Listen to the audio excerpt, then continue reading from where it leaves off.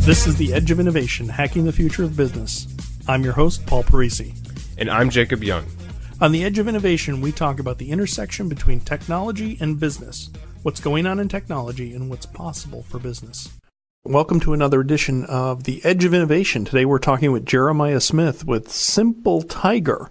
He's the founder and CEO, and you're an SEO company. So let me ask you this question. I know I have a friend who owns a semiconductor manufacturing company. They make packaging for semiconductors, not like the box, but the actual little case that the actual semiconductor goes in. Now, I would imagine we could look at his client roster and develop some personas, a lot of engineers, a lot of purchasing agents, who knows even what, maybe product designers, things like that. How would you recommend, so trying to get really practical here, that they execute an SEO plan or begin that so that they could see some positive impact? Good question. What are your thoughts? Yeah, my immediate direction that I would suggest would be to first and foremost, actually, seems counterintuitive, run a paid search campaign first and foremost to see if you can sell or at least garner interest for your product to a broad audience. And the whole idea there is that we want to cast a wide net with keywords. And the way we do that, set up an AdWords or Google Ads nowadays, Google Ads account, run these ads across all these keywords and see what happens. We're kind of testing the waters to a degree. And if we get some conversions, meaning some people clicked on some ads and then bought the product from us, we need to zero in really fast on who those people were. We need to figure out what were their demographics, where were they, did we ask the question, what made you decide to buy from us, that kind of thing, so that we can see what their values were. And that'll help us quickly learn and gather that data around who our customer is. And then once we know that, we're going to be much better suited to start producing content to talk to that audience. If they primarily we're in Texas, and it turns out like a lot of manufacturers that tend to use these semiconductors, there are a couple of plants in Texas that really buy that product a lot, and that's who you're talking to, and that's why a lot of those orders came through. Now you have a really narrow focus on like, oh, wow, all right, so we need to talk about semiconductors in Texas, sure. or for this specific type of plant, something along those lines. Let's unpack this a little bit. You know, if there's somebody out there that has a business like this or similar, I'd like them to be able to walk away with some to-dos. So they're small company, small, medium-sized business, 20, 50 employees, something like that. So you're saying, okay, what budget would you put together for Google Ads? What is it, AdWords now? Or that's not AdWords? Yeah, it was AdWords. They changed it to Google Ads recently. So what's the budget? So are they going to spend $1 million, $1,000, $500? What I like to do is get enough statistically relevant data that I can make conclusions fairly easily. What I'm usually looking for is typically at least 1,000 clicks. If your site has a 1% conversion rate, and we know that it has a 1% conversion rate, then 1,000 clicks ought to yield us 10 conversions. Okay. All right. So if we have those 10 conversions, then we can quickly determine a couple things about those conversions. Whatever the cost is in your industry to get those 1,000 clicks, I think will just help you a lot. Okay. It could be 100 clicks, but then you're really extrapolating things. If you could do 10,000 clicks, then you're just much more confident in your data because you've got a larger data set to work with. So the larger the data set, the more intelligent you're going to be. Sure. I would typically recommend 1,000 clicks, though, which in most industries is going to range from $1,000 to $2,500. Okay. And that should be done in typically about a month. I think that you can get a lot of traction really quickly with that. Hopefully, if you've got a good conversion rate, you're going to get some sales from it so you can recoup some of the cost of this experiment. But the whole idea there is to gain intelligence. And how many AdWords would you target in that? It really depends on the industry and the product. Is it the more the better? Or is it no, you should really focus? I would try to stay focused to relevance. I would let relevance determine that. I'd make the decision entirely based on how relevant the search seems to be. So, you could easily target hundreds or even thousands of keywords. You may start losing relevance as you get a broader list and everything. So I would look at search a keyword in Google real quick. If it makes sense, the results that come up, if they look like competitors and stuff like that, target that keyword. If you don't see competition, it doesn't seem like that keyword generates what you do, then I would avoid that keyword. All right. So again, people are listening to this, they're driving, they're thinking about this. Maybe this is something they come back to, but we've got this business, it makes these packages. I go out and do some Googling and find out when I can find my competitors, how I can find my competitors. Is that fair? Just yes or no? Yeah, I'd say that's fair. All right, so I compile that list of queries, and I look at that, and then I go out and buy some AdWords or whatever they're called, Google Ads, choose the words, the keywords, and I measure that. And I think it's important to say that there's two things that are occurring here. They click on something, and that may be valuable, but do they actually then engage with your website? And so you mentioned the word conversion, and I want you to speak to the different types of conversion, because clicking is one thing, and they get there and they say, oh, there's nothing about hamsters on this semiconductor website. Well, I was obviously targeting the wrong keywords, but they get there and they may engage, but they still may not buy anything because it might be $1 million purchase, and it might take a year to get through that. So what are your thoughts there? So we are talking about probably one touch in the multi-touch phase of marketing. There's so many different ways that people are going to interact with your brand and site and stuff like that. So we've got to keep in mind that you getting one interaction through a paid search ad or another interaction through an SEO result may just be one step towards them doing business with you. And we need to keep that in mind, that just because you got a visitor from a keyword but didn't get a conversion doesn't mean that you didn't get the interest and the mind share that this person may come back and continue their relationship with you. And that goes into Seth Godin's book about permission marketing. Right. With these SEO results, you may actually be over time building relationships with people and answering enough questions to where, wow, I've Googled this problem I'm trying to solve 5 different ways, and every time they seem to be the one company that answers my questions. Well, guess what? When they're ready to purchase, they're probably going to come to you. Right. So I think that's one way to think about it. We were talking about SEO and some of the, logistics of SEO that we had sort of covered to really give an idea for somebody who's coming at this. We all have different levels of knowledge. We all have different levels of experience. And SEO it feels like alchemy. And, I'd love you to capsulize what would your advice be to a fellow small, medium-sized business owner for their approach to SEO should be. It's sort of like peeling an onion, I think, and we'll talk about that. So, for example, let's pick a company. I've got a small company that we're working with, 27 people. We deal with their IT. They're in the semiconductor manufacturing space, and they sell these esoteric things to a subset of engineers that are out there. So, is that good or is that bad? That's a fantastic angle. I can totally attack that. What I can't work with is generic, so that's very specific. So if I were a pizza parlor, it would be harder? Depends. Okay. Actually, it's funny. There are very few instances where SEO does not apply, because in almost any business model, there is something about your business model that people are searching for. I would say an example of potentially a difficult angle would be a headhunter that does high-level C-suite corporate headhunting might have a harder time with SEO because their entire audience may be more based on relationships, right? So that would be one of those examples where I've had one client in the past where I looked at it and I just did not see a good opportunity from an SEO perspective where they were concerned. But like attacking kind of this semiconductor manufacturer and who is appealing to a set of engineers with very specific needs and concerns, we're going to talk about a couple of different things from an SEO perspective right away.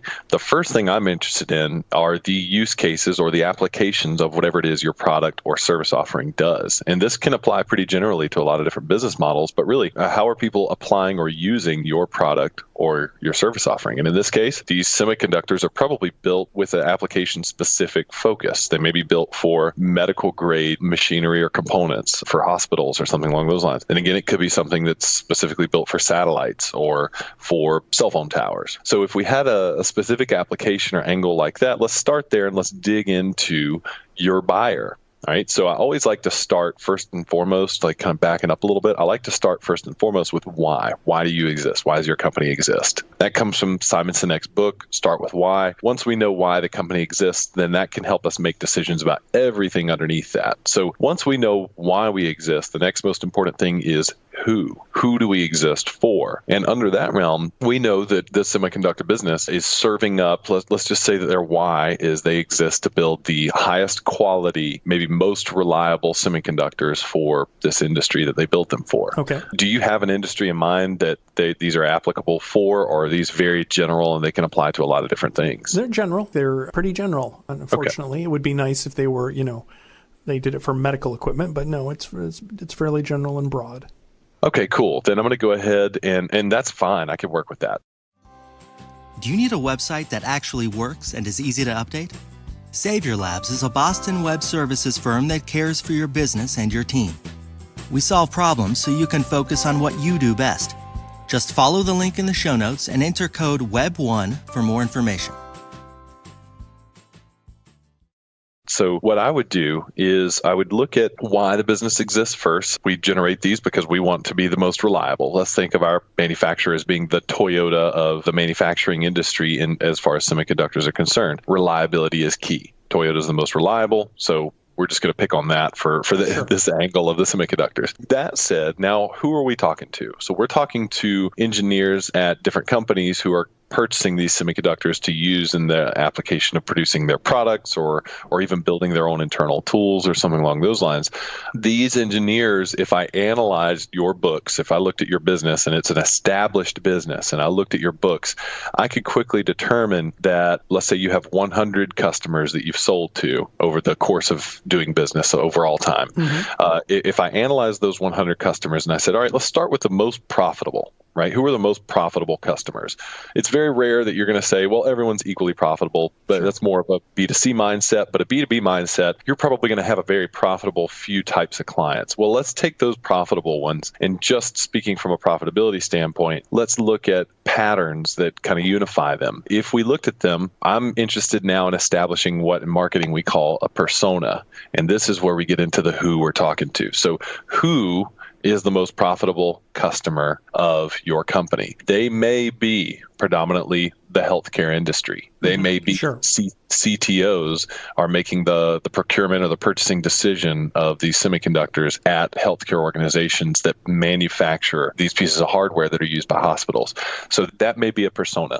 CTO at a healthcare medical device company. So that's one persona. That's our most profitable persona. Maybe our second one is telecommunications and that cell tower kind of example from earlier. Maybe there is a cell tower manufacturer that AT&T contracts predominantly, and their CTO is going to be the customer you want to work with there. It may not be the CTO, maybe some engineer or someone else within the organization. So that'll be persona number 2.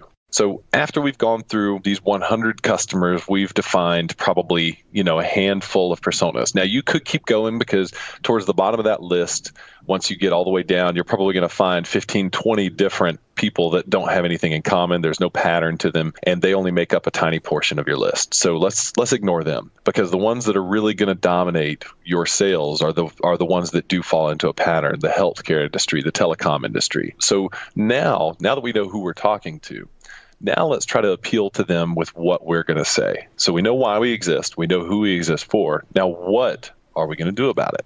We're going to talk to them. What are we going to say? The content now needs to get into targeting some keywords that these people are going to say. So the healthcare industry folks are going to be searching for semiconductors for medical devices, and they probably have like Internet of Things terminology that they're going to use, where these medical devices need to talk to each other through the hospital. So IoT related keywords might be one category, and maybe let's see, like location aware devices might be important as well. So semiconductors for location aware devices. So now we have a location aware as kind of a category of keywords. So now these all appeal to like that healthcare side of things.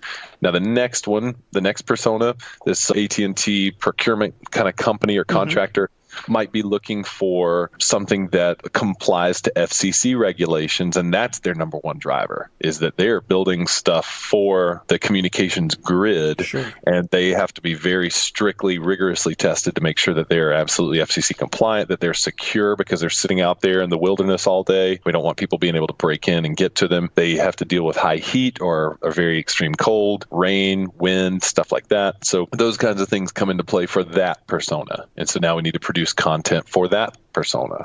And so all of this content kind of falls under keyword sets that talk to each one of those target personas. But what we've done so far is we've used the 80-20 principle to tease out the most profitable set of clients that you have and categorize them into an audience that we can then talk to with a strategic focus on content that meets them where their concerns are.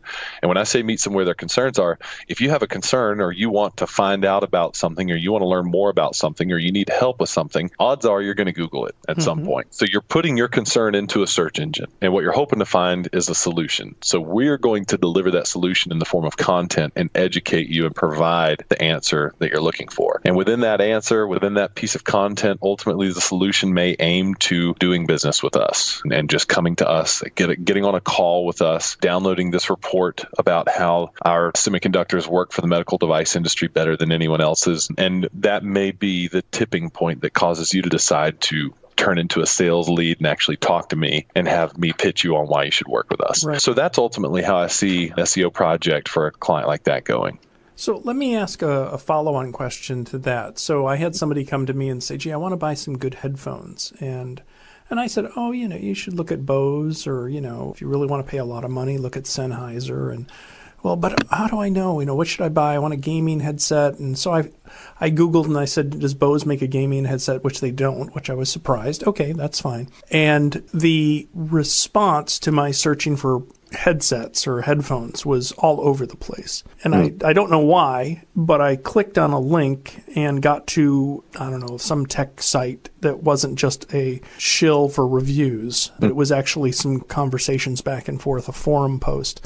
And one guy said in there, well, I use this site, and it was a google.com address that was, basically somebody had put it in their Google file storage. I was expecting it to be, something out of the 1960s or something, when HTML just came out. And it was this incredible website, which just went into all the details, very plain spoken. I was like, wow. And it was absolutely up to date. It wasn't a URL like Bob's headphone site. It was this just generic Google Drive URL. And I was struck by that, both by the experience of getting this relatively homogeneous information initially, and then finding this several layers deep. And my gosh, this is really incredible. I never knew there was so much information about headphones and so well put together. So what do you say to them? I mean, because obviously they haven't done SEO well at all, but their content was really good. Yeah. So really, when you say they haven't necessarily done SEO well, I'm always curious about that, because SEO has it carries this nebulous connotation. Right. A lot of people think that SEO means a bunch of different things to a bunch of different people. Heck, SEO means a bunch of different things to me, and that's what I do full time. But really, when we're talking about, I think, the core of SEO, we have to keep in mind that the definitions, let's go back to the basics here. So the definition of search engine optimization, or SEO, is to optimize something for search so that it's easier to find. I mean, I guess depending on your on that definition of SEO, that could apply to how you organize things in your herb cabinet, or when you're cooking, right? So that you can quickly and easily. Yeah, you can quickly and easily find basil. So you just did search engine optimization for your own internal search engine, right? So to a degree, you're organizing something so that information can be quickly and easily found. Now, we think about it in regards to Google, just because Google owns 70% search market share and has for 20 years. But we have another dominant player in the search space out here, especially if you're a product company like the ones that you just referred to, Sennheiser and Bose, and that's Amazon. Amazon is now a dominant search engine. Most product search traffic is now started on Amazon versus Google, which is insane to think about. Yeah, who'd have thunk it, Yeah, like a year or two ago, most product searches began in Google, and that just made sense because that's how it's been for the longest time. But Amazon is now such a dominant player in the retail product space that's where most product searches begin. So that said, if you are a product manufacturer or a retailer, Amazon is actually a strong part of your strategy. And if you're talking SEO, you can't avoid talking about Amazon. If you're in e-commerce, that's scary for a lot of people, because you could go to Google and you could play around in Google and optimize your site well from an e-commerce perspective in Google, and that will generate a lot of value and a lot of results, and probably even a majority of it. But if you put some effort into optimizing what is required within Amazon, you could get a dramatic amount of results out of that too, because guess what? Amazon has an algorithm, a ranking algorithm, just like Google does. When you search for Sennheiser headset in Amazon, there may be 12 different retailers that all sell them on Amazon, but you've got one that shows up at the top. How did that happen? That happened through search engine optimization or SEO, but just for Amazon. So with Amazon, you're not optimizing your site anymore. You're optimizing your product listing and your Amazon store listing. So it's a different thing. That can even apply to the iTunes store for your iPhone apps. You can do search engine optimization for the App Store so that you could have the best time tracking tool, for example, in the App Store.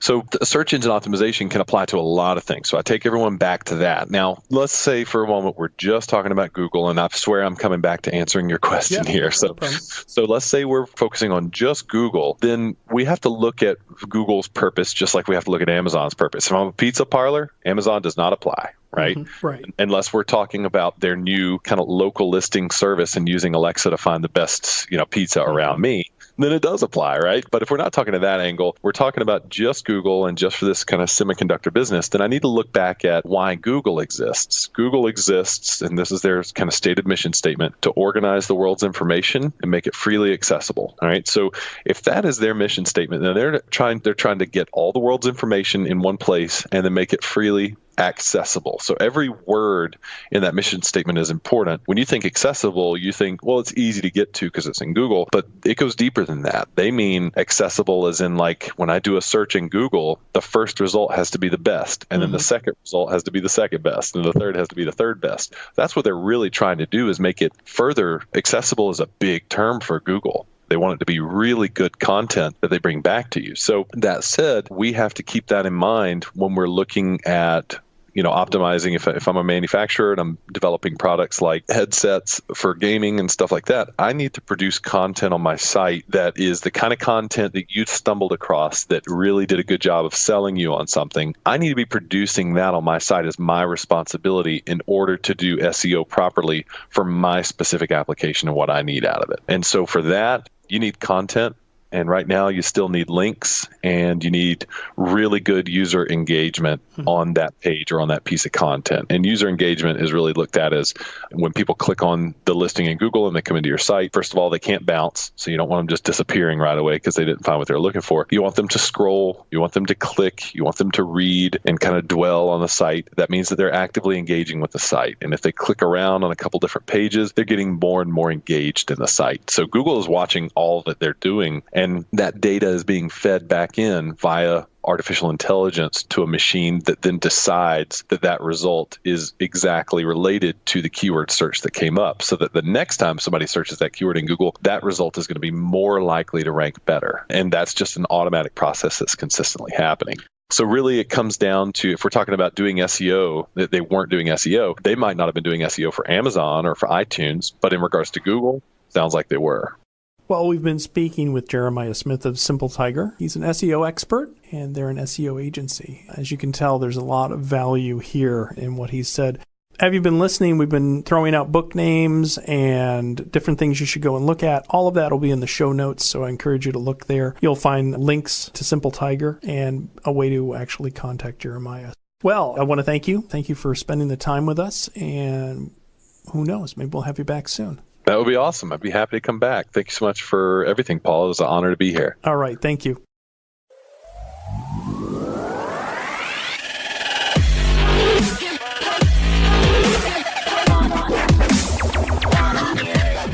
The Edge of Innovation is brought to you in partnership with Savior Labs. Savior Labs exists to help businesses mature and strategize for the future. Learn more about Savior Labs at saviorlabs.com. Thank you for listening to this episode of The Edge of Innovation, Hacking the Future of Business. For the show notes and more information about Paul, please visit paulparisi.com. The Edge of Innovation is produced by Jacob Young in conjunction with copious amounts of coffee. Music on today's episode was from bensound.com. Paul can be found on Twitter at pdparisi and on LinkedIn at linkedin.com/pdparisi. This episode, like all our episodes, is transcribed and available at paulparisi.com. Thanks for listening, and we'll see you next week.